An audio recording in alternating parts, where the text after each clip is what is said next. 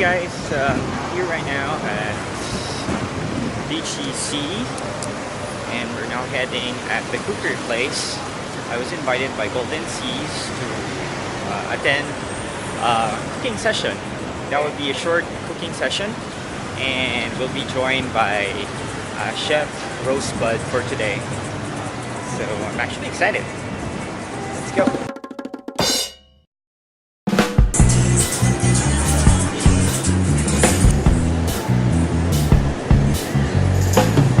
So, feeling ko naliligaw ako. Let me check kung nasaan yung cookery place. Naliligaw nga ako. So, morning, tagpo ko na. This is the right street.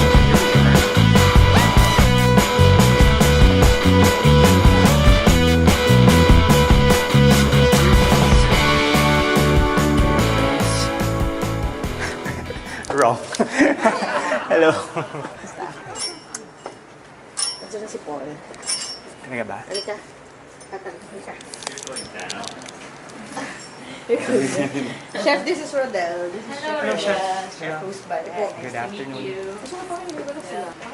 Kain ako. What we're going to do today, the tuna pizza recipe and Hindi ba tuna dami ng wraps. plato? So, hey guys, this is the place. That's Paul. We'll be competing for today for the best pizza and wrap. We are here at the cookery and our ingredients are already prepared. Of course, we'll be using Gold Seas Tuna Chunks for today. For the ingredients for today, we'll be using greens. All the ingredients are already chopped and ready for mixing. So it will be easier for us to do it later. Yeah, we're just waiting for the other bloggers to join us for today, but chill lang, chill. We have, for the second time around, Chef Rosebud. Yay! To teach, Chef Rosebud. To teach easy and healthy gourmet meals with Gold Seas Tuna for the entire family. But before anything else, of course, I will call on the brand manager of Gold Seas Tuna to share information about the product. Let's give it a round of applause to Miss Mads Javier. Thank you. Hi everyone. Hello. Good afternoon. Thank you for being here with us. Actually, very quick lang naman tong introduction ko. I'm not sure if you've tried the product already, but we launched Gold Seas Tuna Chunks last year, and actually the product kasi is actually the first premium canned tuna offering gourmet flavor. So to differentiate Gold Seas from the other brands that we know already, so yun nga, it's in chunks format. We know flakes, diba? Nakasanay natin ng tuna in flakes. So we are offering chunks. It's more compact, and we don't use extenders. So it's 100% tuna. And we also use premium ingredients like yellowfin tuna. Yellowfin tuna is more premium than the common tuna na ginagamit ng mga canned tuna brands. It's actually has less fishy taste and smell. Kaya if you've tried especially yung olive oil, yung oil-based and yung water-based variants namin, talagang wala siyang lansa. So it's not like it's like you're not eating fish at all. So ganun siya. So and we are catering talaga to moms, but this time we want kasi to expand our market. So we are also tapping you guys, mga foodies, mahilig kumain. Mga model, yes. And some of you are talagang you love cooking. So this afternoon, si Chef Rosebud will demonstrate very easy 2 recipes using Gold Seas Tuna Chunks. In particular, yung ating herb and garlic na variant and lemon and pepper. So there. Very short lang para we can start na. Hi, Chef. Hello, good afternoon everyone. Good afternoon. Hello. So we met earlier. I'm excited to teach you guys 2 very easy recipes, of course, using Gold Seas Tuna. So we'll first start with the pizza, tuna pizza. So who among you are familiar with the product already? Who has tasted it? Okay. Oh, so all of you have tasted it. And I'm sure that you've already compared it with the other brands in the market. Actually, I've been telling them, and it's not because they're getting me for demos. It's really because I really like the product, I believe in the product, and it's something that we really consume at home. before kasi, this was launched last year, and I was there during the launch, and ever since then, ito na yung ginagamit na namin na tuna product at home. So let's start? Yes. Oh, Let's begin. We're This is going my to first start time to actually do a demo with Neil. our cooking Participants. for today. Usually, it's the We'll be doing a mom, pizza first. kids, the mga babae. So this is the first time for me. Yes. So this is it. There you go. You need to So just place it open on the first. bowl. Can. We don't have to drain it because we need it.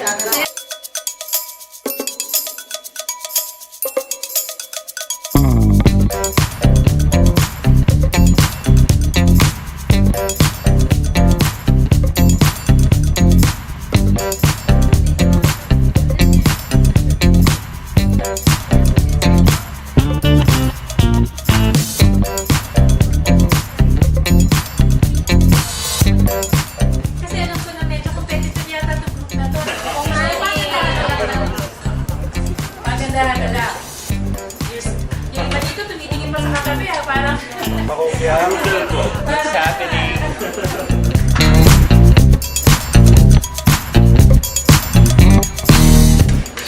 Para siyang salsa. Para siyang... Salsa. Yeah, this is like a Mexican pizza. You could also use tomato or pizza sauce for your as your base. Pero this one kasi I just wanted to use I wanted the flavor of the tuna rin to stand out. So, hindi na ako nag pizza sauce.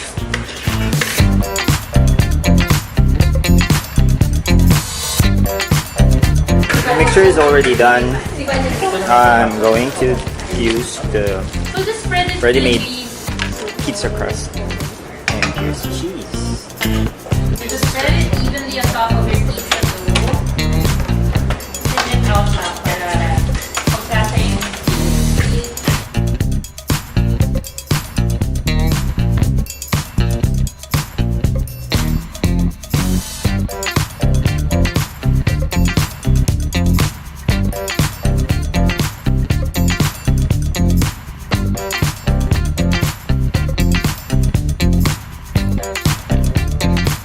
This is my pizza. I just need to put up some cheese on top. And ready to bake.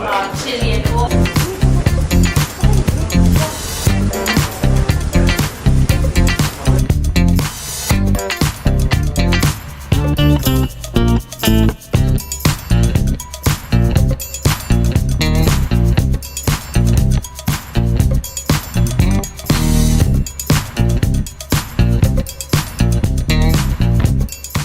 Hey guys, this is my pizza. Gonna open it for 5 to 7 minutes. So, pizza for 7 minutes. One. Okay, after our tuna pizza, we'll be doing the next recipe, which is the tuna wraps. Checking the pizza, 7 minutes, 5 to 7 minutes. Ready? Vinegar added to your So that's the pizza. Poisonous new Mr. method. Paul Chuapoco. My pizza is ready. Para siyang pie. Well, it's a pizza pie. Okay, so for this recipe, So the first this is thing that our we need, next okay, I'll just tell you, I will give you a Ingredients breakdown of for the tuna recipe. wraps. Now, the Tuna Chunks in lemon and pepper. We have here the buttered chestnuts. Thank you. We have some green spring onions. We also have hoisin sauce, your soy sauce. We have rice wine vinegar. We have sriracha or hot sauce. If you also add a little bit of spice into a little bit of kick. We have garlic, onions, and ginger. Okay. Rice wine vinegar.